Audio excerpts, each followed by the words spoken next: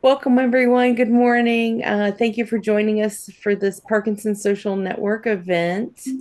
My name is Angela. I'm one of the volunteers at Parkinson Social Network.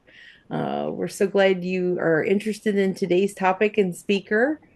Um, and just to give you a little information about Parkinson Social Network, we're an all volunteer 501c3 nonprofit dedicated to providing education, support, and information to our Parkinson's community. And we do this with all online meetings, usually 3 times a month. And we have speakers and discussions and watch and discuss events. So we try to provide means for everyone to have an opportunity to learn more about and live well with the condition. Just if you want to reach out to us, we are available online at our website.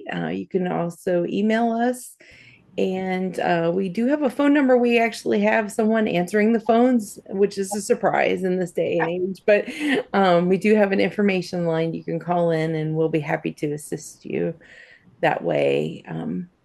Just some housekeeping items. Please stay muted during today's presentation. As I mentioned, Kirsten will have a break for a few questions during the presentation, but we'll also have questions at the end. You're welcome to put them in the chat. We will be moderating and getting those questions to her. And if you, for some reason, can't stay for the entire presentation, we are recording it and we will have it posted on our YouTube channel shortly. So, without further ado, I'll toss it to Nancy so she can introduce Kirsten. Okay, well, first of all, I want to welcome all of you who are here today. I think there's some new folks joining us, and we welcome you to any and all programs we do. We're delighted to have Kirsten Bodensteiner speaking with us today. She has a doctorate in physical therapy from George Washington University. She's enjoyed helping people with Parkinson's ever since then. Um, Kirsten is certified in power moves for PD, which is something that may not be familiar to everyone. She's also certified in LSVT BIG and dance for PD. She combines her interest in neurologic PT with an orthopedic specialization. She works at Body Dynamics in Falls Church, Virginia, and she also teaches balance and movement classes for older adults. So I'm going to let Kirsten take it away. Thank you. Hi, thanks to Nancy and Angela and the Parkinson Social Network for sharing this with me today, this opportunity to speak with you. I'm going to share my screen right now, so give me a second here and then we'll get that presentation up for you.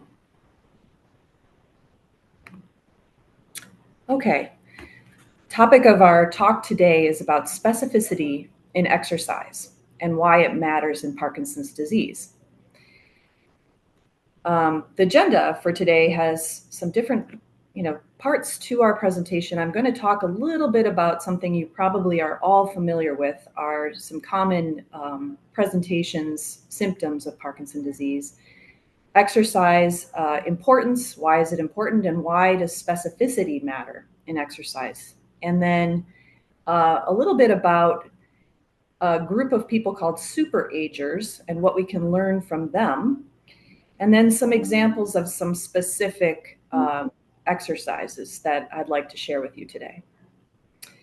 So I would like to start our discussion today with a couple examples of people who, you might be familiar for you, as someone with Parkinson's who you may have some of these symptoms, or there may be people that that have some of these. These are fictional cases, but I want you to, think about it as how it applies to you or those that you know.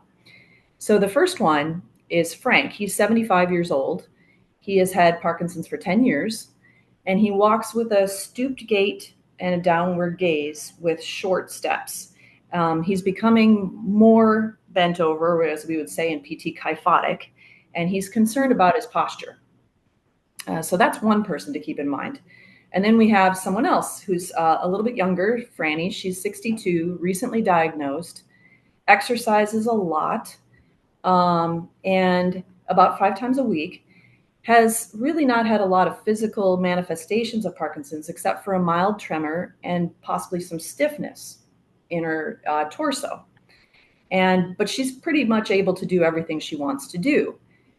There are some difficulties that she's experiencing with coordination of movements. So I want you to keep those two people in mind. You may find you have some similarities with some of those details, but we'll talk about kind of what the specificity of exercise at the end of the presentation and how that could help these two different example cases. So that thinking about something that, as I mentioned, that you probably are all familiar with, but what does Parkinson's do to gait and to balance? So we've seen things like decreased arm swing, shorter strides, freezing, which is when you have a difficulty starting to walk, festination, that means kind of those short halting steps, or you may have some postural instability with a loss of kind of the ability to right yourself if you start to lose your balance and get yourself back into an upright position. You might sway or topple backwards. So a little bit about exercise. Of course, we all know these main benefits of exercise, but with Parkinson's disease, it's as important as medication.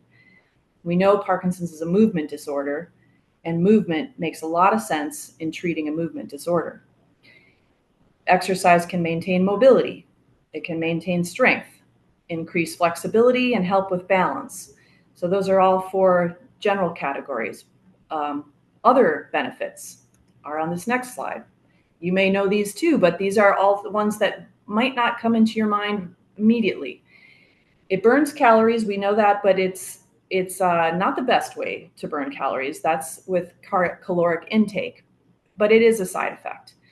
You get a boosting of your HDLs, your high density lipoproteins, and also a decrease in unhealthy triglycerides. With the cardiovascular benefits of exercise, it can help control your blood pressure and help prevent those kinds of diseases. With aerobic exercise, you get an endorphin release.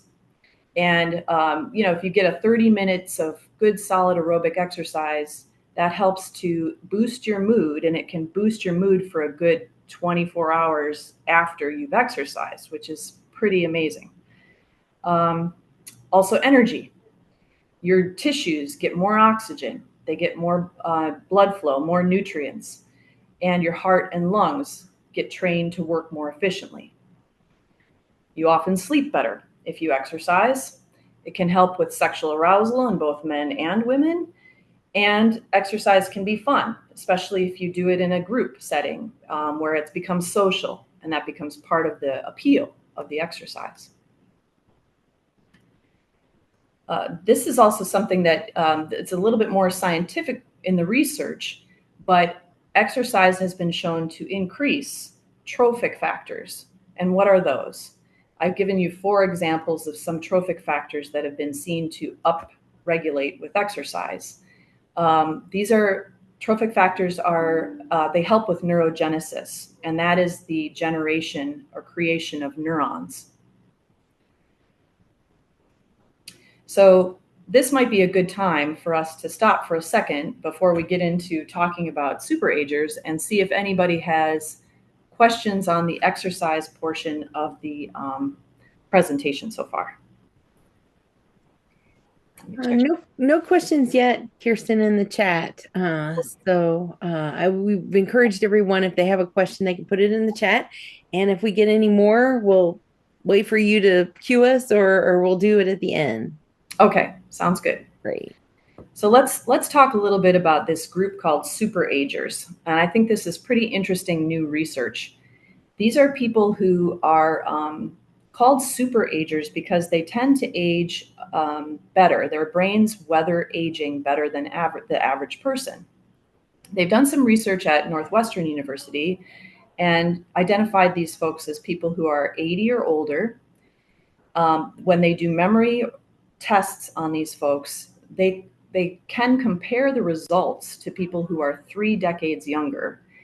And what's different about these people? Well, they've seen that they have a cingulate cortex. It's an area of the brain that is a little bit thicker on the MRI than age-related peers.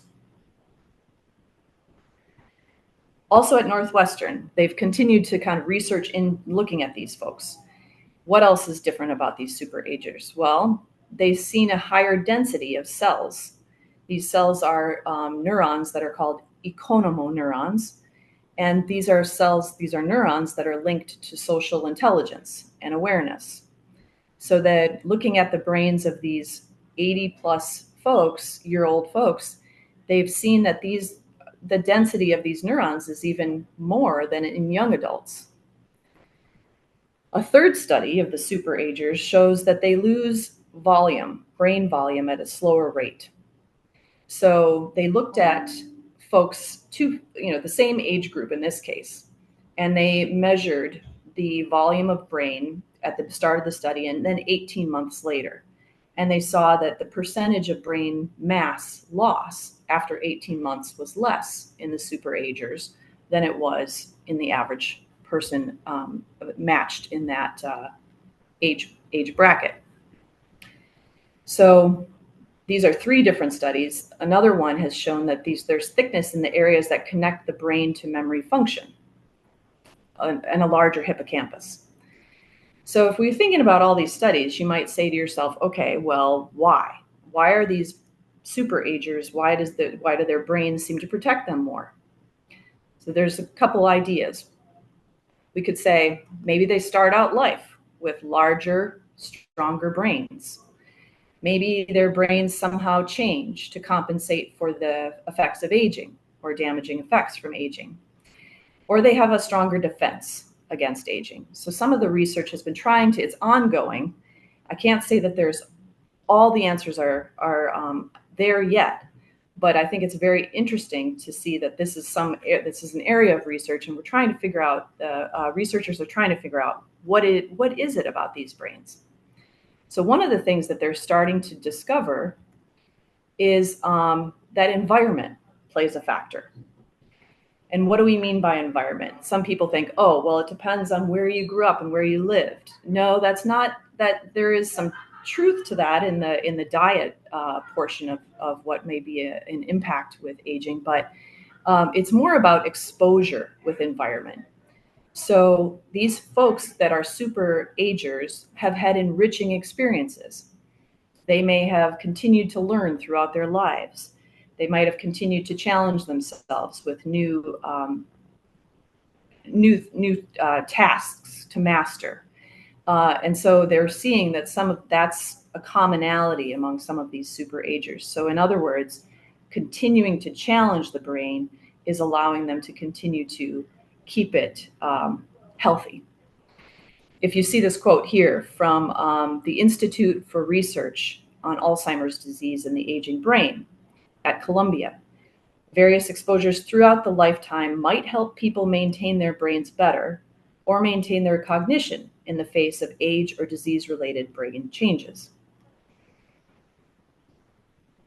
So animal studies that have been done to see what's going on in the brain have kind of nicely connected with this research on the superagers. They've taken rats and used rats. They can monitor the brain activity in the rats with electrodes and have had the rats exercise.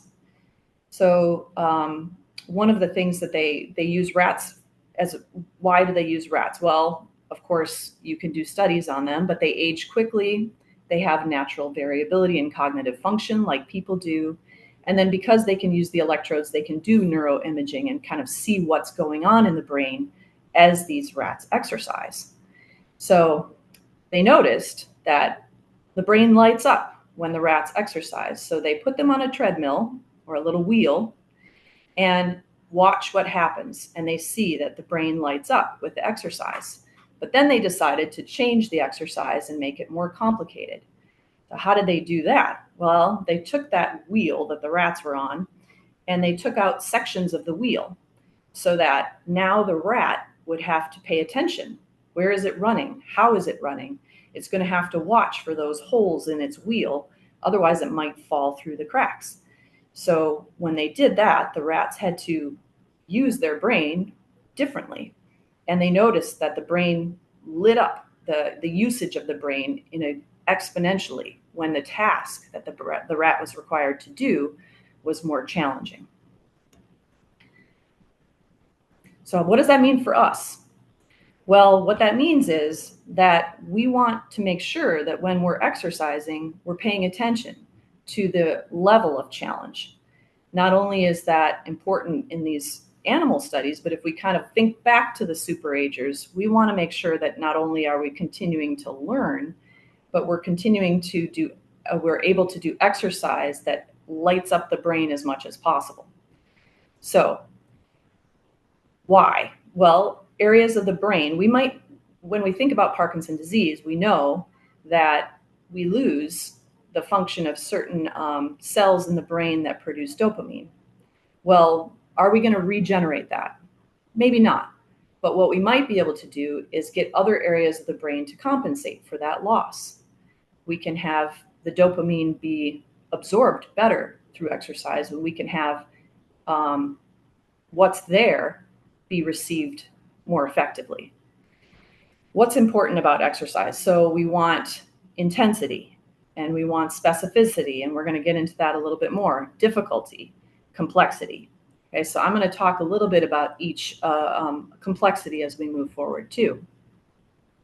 If you have questions on what is intensity or what that means, like the level of, so there some in some respects difficulty and intensity are similar, but I'm going to get into why we can take cognitive difficulty and add it to exercise, and so not just have it be heavy weights or a lot of cardiovascular challenge. We're going to add difficulty to exercise to get that, like the lighting up of the brains in the animal study. Okay, so how can you challenge yourself with exercise? A lot of us know that we need to kind of get that cardio. We need to get the heart rate moving. We want to continue to build strength, and so those are all important goals of exercise and mobility.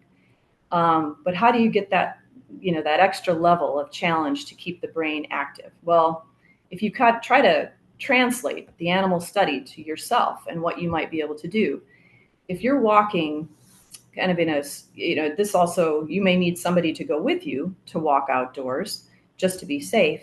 But if you think about the challenge level of walking outdoors versus walking inside, you're going to have to navigate a lot more obstacles, a lot more things in your path, and it's going to cause you to have to work harder. That's a very simple exercise example of how you could challenge yourself in one way that would cause you to have a little bit more difficulty.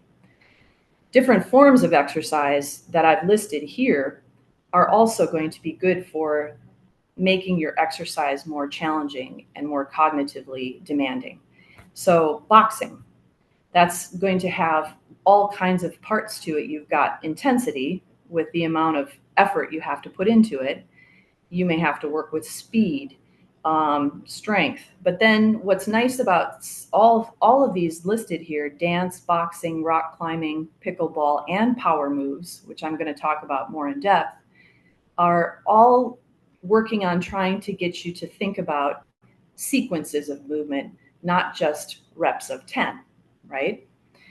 So with boxing, with dancing, with rock climbing too, you have to think about, what am I doing? Where am I putting my hands on that rock climbing wall?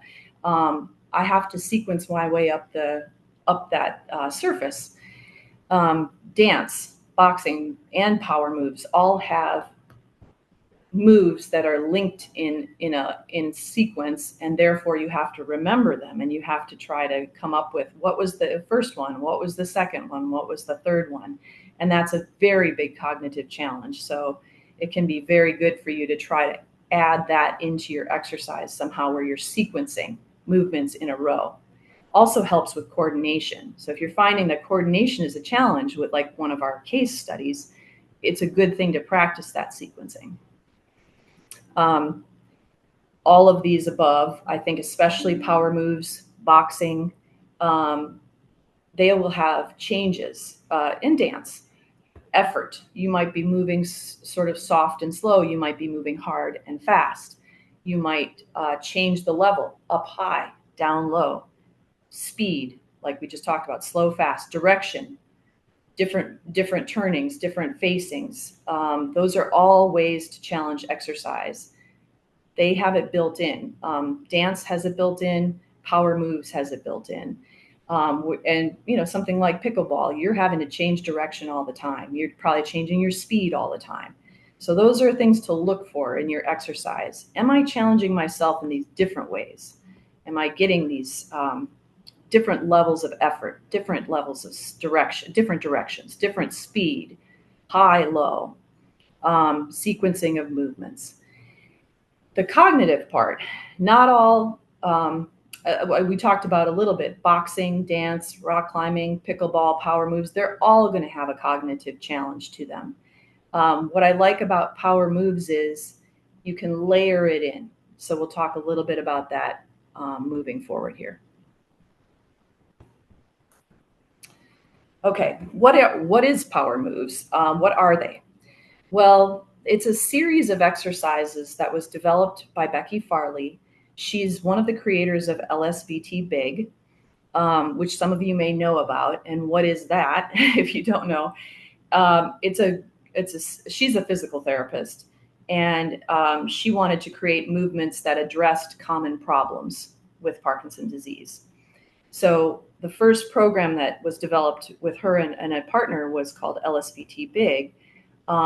Actually originally started as a speech therapy with working on amplitude of speaking, and then got into movement as well. And then she decided that maybe she needed a little more flexibility with how to address specific challenges that every single patient who comes in is different, right? Every single client is different. So how do we address their challenges? BIG is very popular, very successful because it has like kind of a protocol that can be replicated. And therefore studies have been done on it and shown that it's got a lot of efficacy. Power Moves has a little bit more flexibility, which is nice when, like from my point of view, if I'm trying to address the person in front of me, I don't necessarily want to have to do a certain protocol. I might want to work a little bit more flexibly. So I think Power Moves is really good for that. It still has a series of basic moves, but the basic moves are done in a lot of different ways. And so it allows for a lot of creativity and flexibility. So I'm going to talk a little bit about what the Power Moves program addresses. It's still focused on these common problems with Parkinson's disease. So one of the common problems, rigidity. So in order to address rigidity, which is kind of when you get real tight and slow in your movements, it's more about the muscle kind of tension. You can do the power moves in a slow, rhythmic, and sustained way to work on moving through that rigidity. Another common problem is what's called bradykinesia. This is when you start to notice that things take you longer. You're moving slower.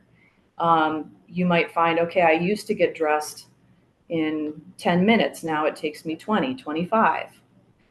So that's bradykinesia, where things are just slower. It takes you longer to do things. You're moving more slowly. So power moves combat that by being performed in big and fast ways with repetitive effort. So by training that repetition and that bigness and that amplitude, you can work on that slowness of motion.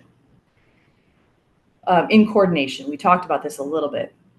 If you link these movements together in sequence, which I think is very unique to Power Moves as a form of therapy in the kind of traditional sort of exercise mode, then you can work on those longer and longer sequences, coordinating your motions. That's kind of translates to your everyday life, where you have to coordinate a series of motions in order to get into a car.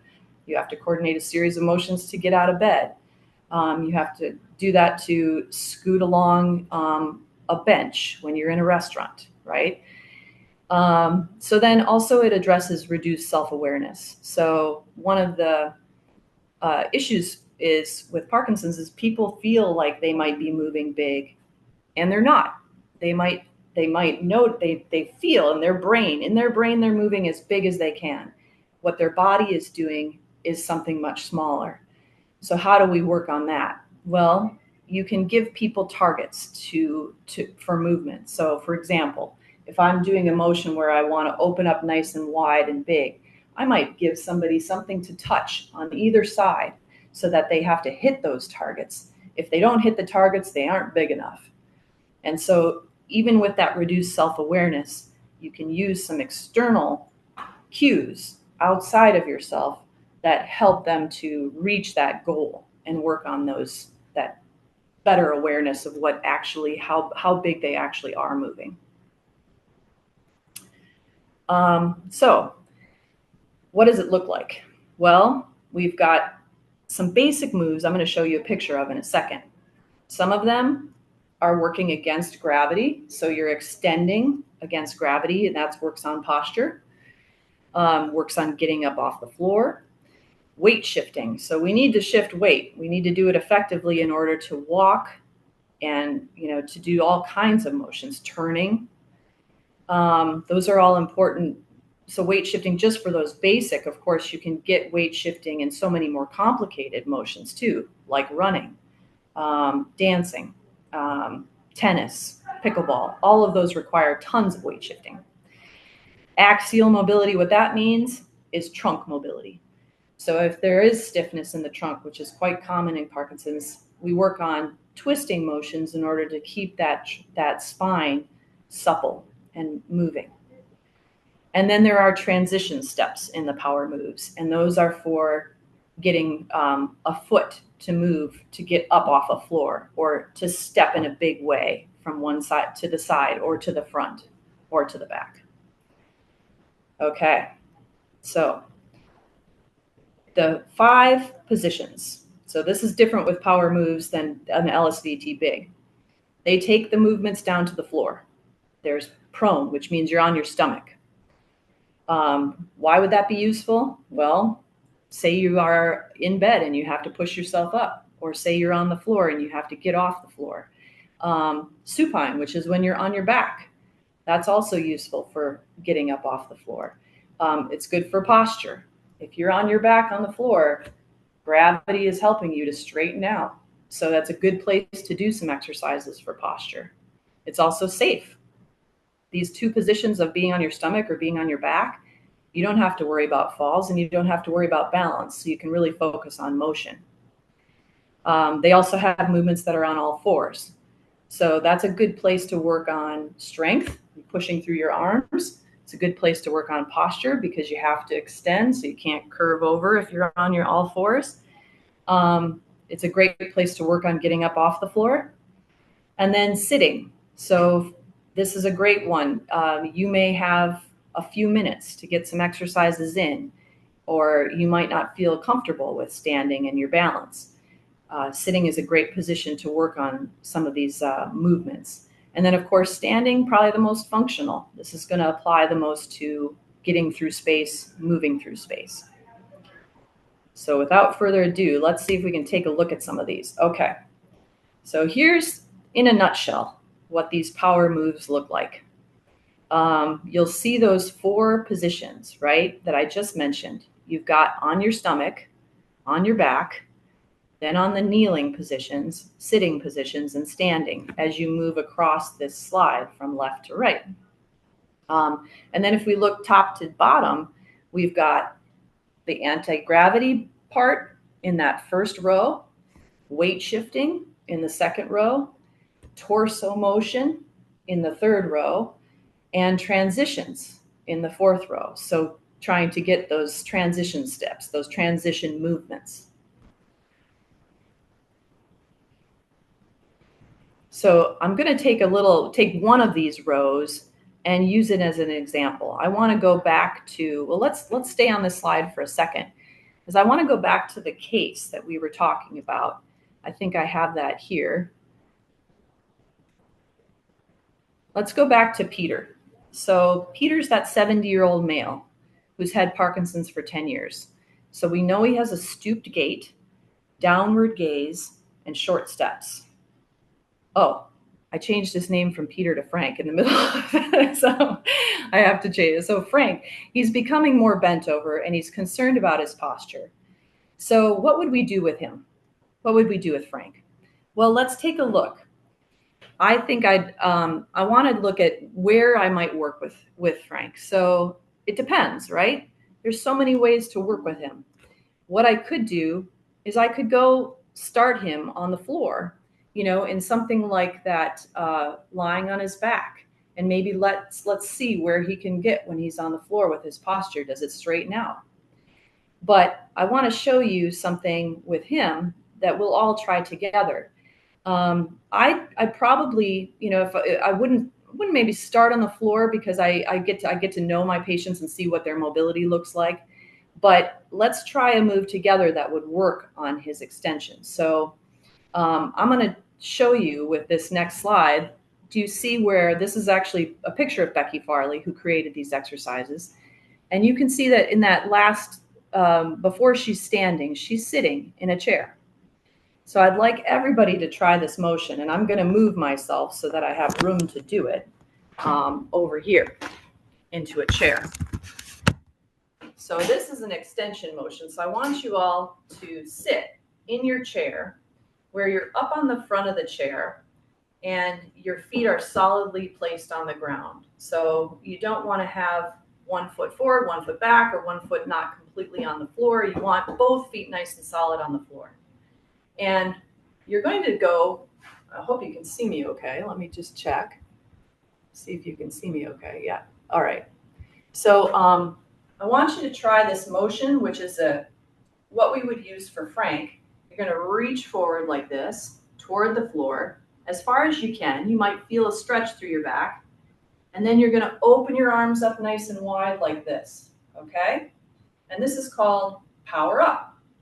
Let's try it together. You're going to reach forward toward the floor and open up nice and wide like this. Okay? Now, if you are having trouble finding that nice open space, that's where I might put something on either side of you that you need to touch to try to reach those arms nice and wide. Let's do it 5 times together. So here we go. Get ready. Hands on your feet, on your knees, and then we're going to go toward the floor, reach down, and power up. Let's do it again. Reach down, power up. Good. Again, reach down and power up. 2 more. Reach down, power up, and 1 more. Reach down and power up. Now, you might be thinking to yourself, okay, that's good. I see the point of getting the backs moving, the muscles in the back extending, working against that hunched posture for Frank. Well, so what else? What can we add to this so that we're adding those layers of challenge that we talked about? What if we had Frank count out loud backwards by 3s? Well, he did this. That's one way he could do it. So in your own head, you're on mute, so you can do this. You can try starting at 100. And every time you do one of these motions, I want you to say out loud, subtracting by 3s. So you're going to go maybe 100, 97, 94. But let's do it a few times and see if you can keep it going in your own head to subtract or talk out loud. That's even better if you can say it out loud with your mute button on, and see if you can do this with that extra level of challenge on there. So let's try it. So you're getting ready, feet planted on the floor, hands on your legs, and we're going to reach toward the floor and open the arms up wide. Every time, you're going to call out a number. I'm going to do it out loud, and I want you to see. Did you think of the same number I did? Starting at 100, we're going down by 3s. Here we go. Get ready. Reach down, power up. 100. Again, down. Power up. 97. Good. Down. Power up. 94. Again, down. Power up. 91. Okay. Power up. 88. Good. Power up. 85. Again. Power up. 82. Again. Power up. 79. Okay. So I'm going to stop there, but that's an example of how you could make that exercise, that simple exercise, a little bit harder, right? You can do it by making those exercises more challenging, adding that cognitive component to it. Okay. So let's now think a little bit about our other case. We have, if we go back and look at Franny, what are her challenges? Well, she's recently diagnosed. She has a mild tremor. She has a stiff torso, and also having trouble with coordination, sequencing. So in her case, I would go back and I'd think, okay, how can I sequence movements together? So her torso stiff. So that already jumps out at me that I might want to use some of the twisting motions. Where is that? That's in the third line of exercises. Some of that axial mobility where we're getting some motion through the torso. But I want to sequence these in order. So I have a lot of options for doing that. Sometimes we can start on the floor and use sequence of exercises to get up off the floor. We could start seated and do a sequence of exercises kind of top down and sequence that way. So if you think about, you can move across, you can move down, you can put any combination of these exercises together based on what a therapist thinks is a good idea. So let's try. Let's start with the exercise we just did, the motion we just did, which is reaching toward the floor, opening up wide. Then you might see the next one down. So if I'm looking at that top row, that's the seated one. What's the next seated one? I'm going to go top to bottom. So the next seated one is reaching to the right, one hand down, one hand up, reaching to the left, one hand down, one hand up. Okay? So we're going to try those two motions together. Let's do the second motion one more time together just to make sure we got it right. So what you're doing is you're reaching the right hand down to the floor, the left hand up to the ceiling, and you feel that stretch, that motion through your torso, right? And then you can go the other way. Left hand down, right hand up, okay? So let's see if we can sequence the power up we just did with this side to side motion. Here we go. We're going to do the power up first. So get ready. You got your feet flat on the ground, hands on your thighs, and you're going to reach forward and open up wide. Good. Now we're going to do the second motion. Right hand down, left hand up. Side to side. Good. That was 2 in a row. Let's try adding one more. If you look at the third one down, this is where you're going clapping right, opening up wide, clapping left. Okay? Let's try that one more time. Arms start here. You reach and clap to the right, open wide, clap to the left, open wide again. Okay? So let's see if we can sequence those 3 together. 3 in a row. Starting, feet solid on the floor, hands on your knees. We're going to start with the very first one, which is power up. Get ready, reach down, open wide. Now we're going to go side to side. Now we're going to open, clap right, open, left, open. Okay? Let's do it one more time. Get ready, reach down, open wide, reach right, arm left arm up, reach left, right arm up, wide, clap, open, clap, open, finish. Okay, so you can start to see if we do those 3 movements in order and we repeat them over and over again, we may find that that is cognitively challenging because we have to remember the sequence. So that is that's sort of a good, I think, a good example of how that would be different approaches with exercise for these two different cases. What we would do for one is not the same as what we do for the other. We might have different levels, different abilities. If we have Franny, who's quite physically active and she doesn't have very many difficulties with Parkinson's, then the level of challenge we want for her is different than we want for Frank. So how do we also, these are extra ways to add challenge. They call them, in the power system, they call them boosts. And this is how we add challenge. We might try to add a breath. So we might add cues to how to breathe with these exercises so that you are coordinating breath in addition to the exercise.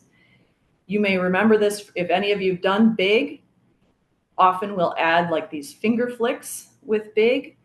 We can add that to get the fingers involved, the hands involved, opening the hands. We can give cues for those to add that level on top of the exercise. What are boom whackers, you might ask?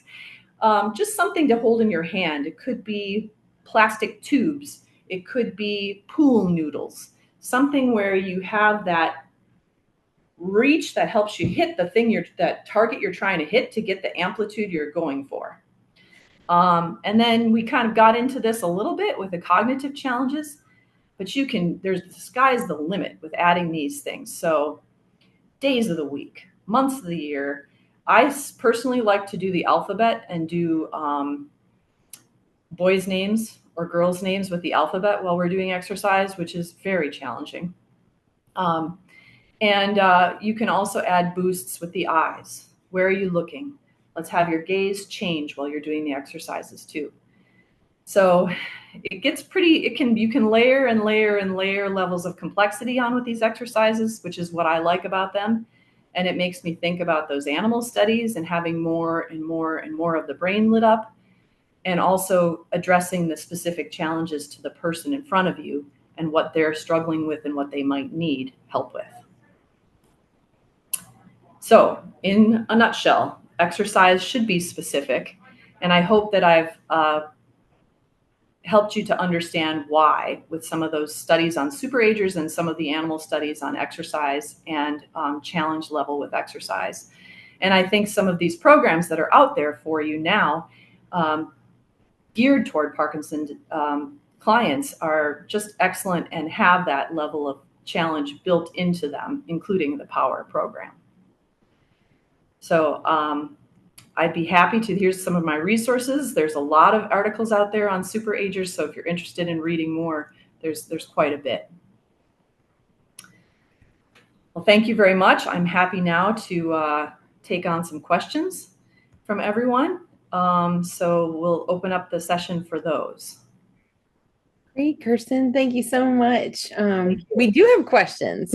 So let me go down the list and read the first one to you. It says, I work at a desk full time, stand up a few minutes 4 times a day to stretch and do some arms, legs, and torso exercises, plus some walking once a week and house cleaning here and there. Is that enough-ish moving?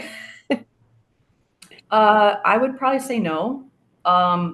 The recommended dosage of exercise is about 30 minutes a day, in order for you to get like at least that's for your heart health, but it's also for your mobility. And I'm trying, I know I have the study on that somewhere, but I remember that it's comes out to about 30 minutes a day. You can maybe put that into 3 days a week and have a little bit longer than 30 minutes. But if you can get ideally 30 minutes a day, and it can be something like walking. It doesn't have to be aerobic exercise in that you're sweating. It can be walking. But in general, you do want more than that. Mm-hmm. Thank you for that answer. The other question was about James wanted to know, how do they measure brain mass without removing it? That's a really good question. I think they were able to kind of, it was an MRI. So I'm assuming that like you can take measurements of size. and correlate that with volume. But Sure. that's a really The MRI takes slices. So if you integrate those slices, you'll end up with the volume. And then you right. can put in the density, and now you got brain volume and brain weight. Yeah. Makes sense. Great. Thank you for Yeah. that. Thank you. That's When you were answering the first question, Kirsten, there was another question. Is there research on its efficacy? I guess they're asking about power moves efficacy. Yeah, well, I think because it's a little harder, it's less, it's kind of less, what do I want to say? Like when I was talking about big, I guess the easy thing about big is it's like a protocol, so to speak, right? And so you can reproduce that protocol and do studies on it a little bit easier than you can with power, in that the very flexibility of power makes it a little harder to replicate over and over. But yes, they are starting to do studies on it, and I know that there's research in the works. As far as what's the recent result of that, I'd have to check with the power folks. But yes, I mean, LSVT big has definitely shown efficacy, and I think one of the reasons for that is because of the frequency of it. The protocol for big is 4 times a week for 4 weeks. And so if you think about the intensity of that, you're exercising for an hour with a therapist, and then you're supposed to go home and do it all again yourself. I mean, not necessarily an hour, but however long it takes you to get through those exercises. So if that's a lot of intensity, and I think that's a huge part too of why it's been successful.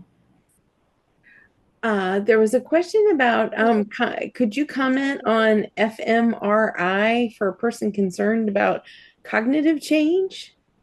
fMRI. I think it might be functional MRI. Oh, okay. Oh, yes. I've heard, I know those are done, and I know some neurologists are doing them. I don't know a lot about it though. Okay, As I think that would be a better question answered by the neurologist. gotcha. Thank you. Thank you for that. The next question is, I will not get on the floor voluntarily because I can't get back up. What do I substitute? Well, so that's definitely something that you're not alone with that. I think a lot of folks have that trouble. I end up with people who really have a hard time getting off the floor. Sometimes I'll work on a surface like a bed or a table, like here in this room that I'm in right now, we have a treatment table, right? So I can use that and make it higher or lower. But the reason I use it is because I can do some of the same like arm strength that's required to get up off the floor, or even quadruped exercises on a surface that the person can get on and off of, right? They don't have to get all the way down to the floor, but they can kind of get onto the bed or get onto the surface that I have at the gym, and they don't have to, they can still work on some of those same skills, but get on and off that surface well. I would say there are lots of exercises though that can be translated that are like, if the goal is to get up off the floor, if that's the end goal, you can work on a lot of that in in standing too, with arm strength for pushing up, with leg strength for pushing up. So that depends on what the person's goal is. But yeah, I'd say you can do a lot of the same exercises. You can modify them in other positions. And the same person had a follow-up question. Uh, I also need something to avoid weight on my knees. What do Mm-hmm. you suggest? Yeah. So if the knees don't tolerate like a hands and knees position on a table or something, then you could probably, sometimes I'll pad them and see if that works. But sometimes then if that's just not a good position, we'll do something else. We might try standing, half kneeling, things that you can start standing, or you can start supine and work on strength, without having to be, you can be on the back on a treatment table or on a bed and do a lot of strengthening there that doesn't bother the knees at all. Great. And somebody asked if the slides were going to be available, and just to let everybody know, in case you didn't see the comment, Kirsten is going to provide the slides in a PDF, so we'll email that out to everybody. I had a question for you about the variety and complexity issue. So Mhm. if someone is doing, for instance, maybe they're doing boxing a couple times a week, and then they're taking walks most days, and then maybe they do rock climbing once a week. Does the variety of exercise help that you're doing different types of activities? Oh, I think that's great. I don't think it has to be all of one thing. I think the nice thing about having power or having somebody maybe helping you a little bit is that they can sort of say, these are your challenges. This is where you should focus your energy. So as long, you might want to do a little bit of that, but having boxing, having rock climbing, all of those things are going to challenge you in different ways. So I think changing it up and having a variety is a good idea. Great. Just got another question. One issue that this person has is that if I exercise enough for aerobics, I get fatigue and have Parkinson's shuffle the next day, which discourages me from continuing. Any thoughts? Yes, I think you can try, like, I don't know what kind of aerobic exercise that person's doing, but you might want to start slow. Like, say you have an exercise bike of some sort, like a recumbent bike, and you can start to work into that and get some of that cardio benefit from it.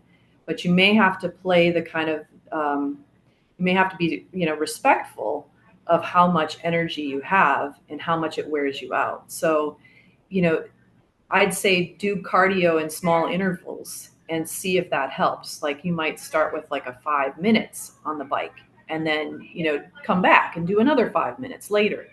Or you might say, and then if that doesn't really wear you out, then maybe the next time you try it, you could say, okay, let's build those minutes up and try a few more and then come back to it and do a few more. But I understand fatigue is a huge problem. So you sort of have to work it because if you don't exercise, then fatigue also is a huge problem. So you want to exercise, but you want to do it within in a way that doesn't wear you out entirely. Because I've also had clients who've been so concerned about the progression of their condition that they want to exercise 24 hours a day, every day of the week, thinking that that might be the answer to avoid any progression. And you also have to watch that a little bit too. If you can go overboard on that a little bit. And one more question is there any value to freestyling power moves? Hmm. You mean like taking them and doing them kind of, I guess, I mean, I think like they could be done. I think the moves have been really thought out well in that they address those areas of Parkinson's that we talked about with the, bradykinesia and the rigidity and coordination. And so I do think they have a lot of thought behind them as to what they've been picked out for. Why are these moves picked out? Well, that's because they address those issues.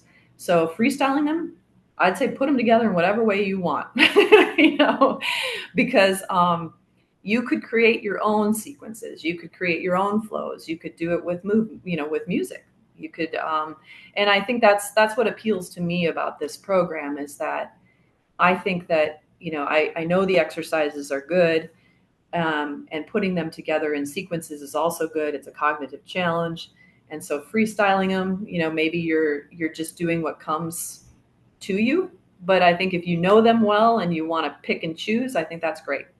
So I think on that comment or question, Kirsten, I'll invite anybody to unmute if they can't type the question in the chat, and maybe we'll even have a follow up from the folks who submitted that last question mhm. to see if they had any follow up on that. So let me release everybody and encourage you to unmute yourself and unmute yourselves. So go ahead. Anybody else have a follow up or an additional question on that for Kirsten?